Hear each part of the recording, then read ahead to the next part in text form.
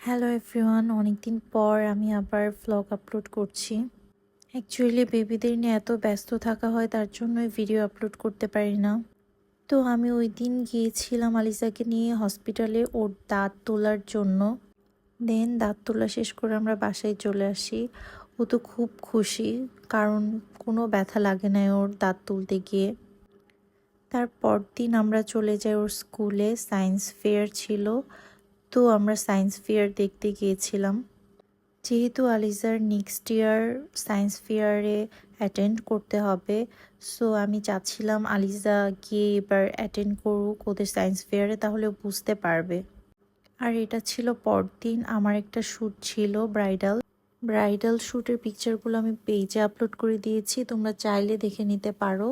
তারপর দিন আমি আলিজা আর ওরাকে নিয়ে সেন্টার পয়েন্টে গিয়েছিলাম। এখানে ছোট একটা প্লে জোন ছিল, আলিজা ওরা খুবই মজা পাচ্ছিল এখানে এসে। তো আজকের মতো এতটুকুই, নেক্সট কোনো ভিডিওতে আবার দেখা হবে। সবাই ভালো থাকবেন, আল্লাহ হাফেজ।